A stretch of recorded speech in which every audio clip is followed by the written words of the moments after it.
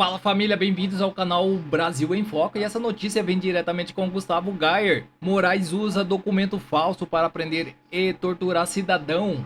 Fiquem até o final para entender tudo com clareza e vamos deixando os créditos na plataforma para o Gustavo Gayer. E não se esqueça de deixar o seu comentário e de dizer de qual cidade você vê esta matéria, para que possamos saber até onde está chegando a nossa audiência. E já se inscreve, ativa o sino e compartilha este vídeo para que chegue a mais pessoas. Sem mais enrolações, vamos à matéria.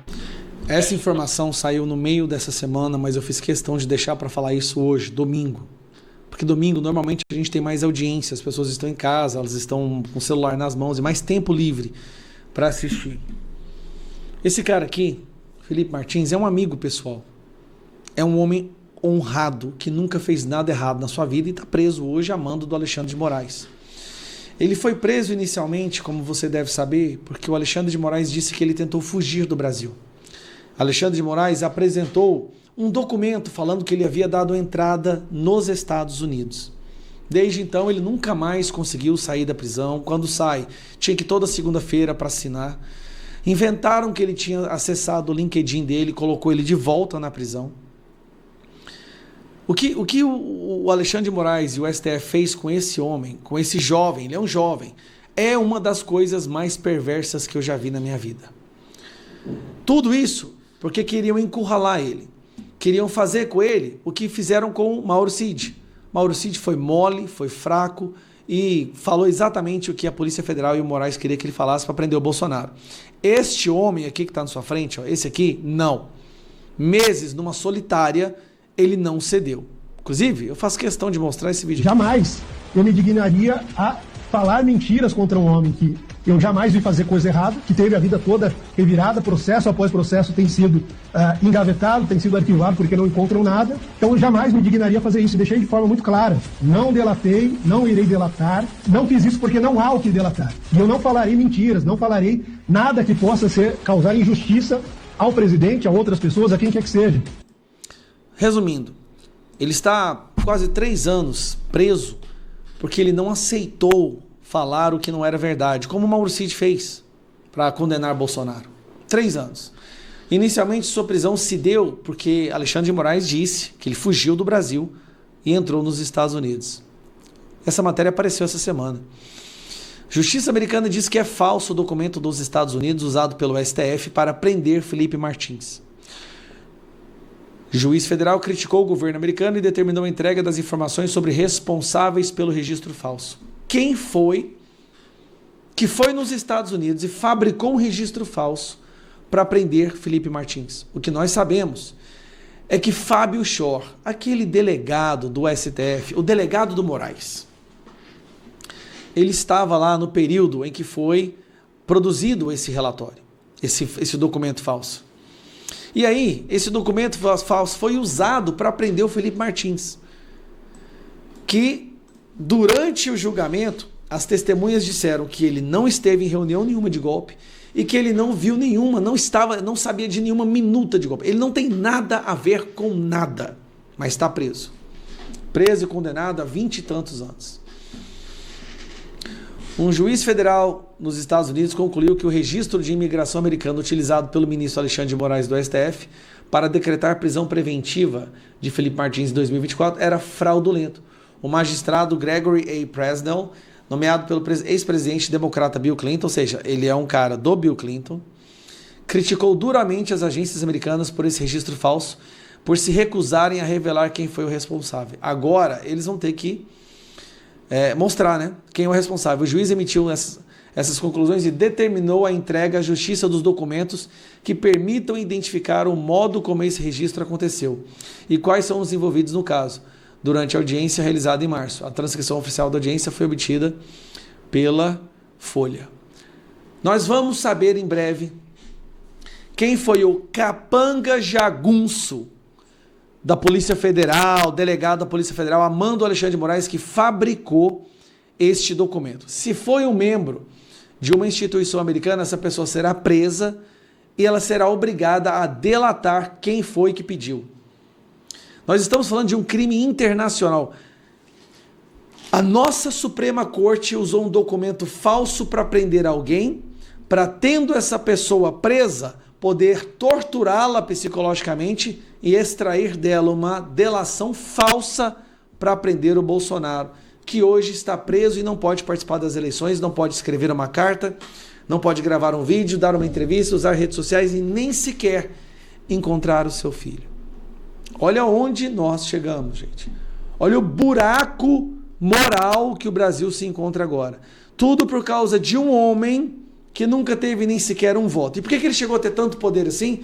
Porque lá atrás a imprensa bateu palma e o elevou a um status de semideus, porque ele era um cara que ia derrubar o Bolsonaro e os bolsonaristas. Qual foi o resultado disso? O bolsonarismo cresceu, nós vamos vencer esse ano, nós vamos fazer maioria no Senado e vamos fazer o impeachment do Alexandre de Moraes. Essa é E vamos com as notícias no site Poder 360. Lobista diz que Lulinha articulou reuniões na presidência com Brandão. Polícia Federal encontrou mensagens em que Roberta Luxinger diz que o filho do presidente marcou reunião com o governador do Maranhão com o ex-chefe de gabinete. A Polícia Federal identificou em mensagens encontradas no celular da lobista Roberta Luxinger que Fábio Luiz Lula da Silva Lulinha, filho mais velho do presidente Luiz Inácio Lula da Silva, teria articulado uma reunião no Palácio do Planalto para o governador do Maranhão, Carlos Brandão. Na mensagem, Roberta também afirma que Lula iria prosseguir com a liberação da obra do governador do estado. A apuração é de que Aguirre Talento, Gustavo Cortes e Vinícius Valfre, do Estadão, a investigação analisa suspeitas de tráfico de influência envolvendo Roberta Luxinger e Lulinha. Segundo a Polícia Federal, a lobista intermediou a contratação por órgãos do governo do Maranhão de uma empresa de informática do empresário Kleber Ribas e também atuava em favor deles junto ao governo federal. Em 2022, em 22 de maio de 2024, Roberta enviou um áudio a Lulinha informando que o governador Carlos Brandão se reuniria naquele dia com Marcos Aurélio Santana Ribeiro, ou Marcola, então o chefe de gabinete do presidente Lula. A agenda do Marco Aurélio Santana Ribeiro resiste às 5h30 daquele dia um encontro com o governador, com a presença de 2 outros assessores presidenciais. O tema consta como reunião executiva. Só pra você saber, Brandão vai hoje lá no palácio, que seu pai falou que vai prosseguir com aquela liberação da obra dele. Aí o Marcola vai receber ele às 16 horas.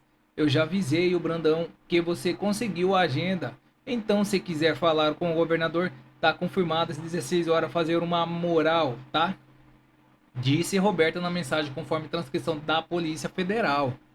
A lobista acrescentou que se contraria com Brandão para tratar de outros assuntos, porque Lulinha sugeriu que seria preferível concentrar as tratativas com o governador nesses outros temas.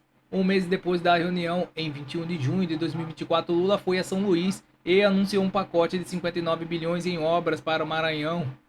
No âmbito do novo PAC, entre as medidas estavam a renovação da concessão de porto do Itaqui, a construção de um novo berço do terminal de implantação de um novo corredor de transporte na Avenida Litorânea, uma das principais vias da capital maranhense. A empresa de Kleber Ribas fechou o contrato de 5.800.000 com o governo do Maranhão em 2024, junto ao porto do Itaqui e a Secretaria de Fazenda do Estado. A Polícia Federal apurou que Ribas contratou Roberta Luxinger para defender seus interesses e pagou pelo menos 2 milhões à lobista entre março de 2024 e dezembro de 2025. Ao Estadão, o governo do Maranhão afirmou que não possui ingências sobre quaisquer empresa privada. O diretor-geral do Hospital Plínio Tuzolo se recusou a explicar o repasse. Em nota, o HSLZ informou que não divulgou nem comentamos publicamente informações comerciais individualizadas relativas a contratos privados mantidos com fornecedores e prestadores de serviço, inclusive quanto a valores, condições comerciais e demais disposições contratuais. Em mensagem a Kleber Ribas sobre intermediação dos contratos, Roberto afirmou que o presidente do Porto havia elogiado o empresário e dito: "Vamos tocar. O que o governo autorizou também. A Polícia Federal identificou a referência como sendo Gilberto Lins e Neto, então presidente da EMAP, afastado do cargo em outubro de 2024 pelo STF. Roberto e Lulinha também mantiveram relações pessoais com o deputado federal Fábio Macedo, do Podemos do Maranhão, um dos principais aliados de Carlos Brandão e bancada estadual, e com sua mulher Lorena Macedo, que exercia o cargo de subsecretária de representação institucional do Maranhão em Brasília. Segundo o jornal, Carlos Brandão negou ter relação com Roberta Luxinger e disse que a sua agenda não depende de articulação de terceiros.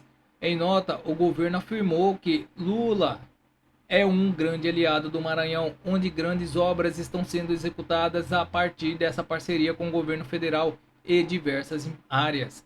O Palácio do Planalto foi procurado e não se manifestou. A defesa de Lulinha criticou o que chamou de vazamentos seletivos com o projeto de interferir no processo eleitoral.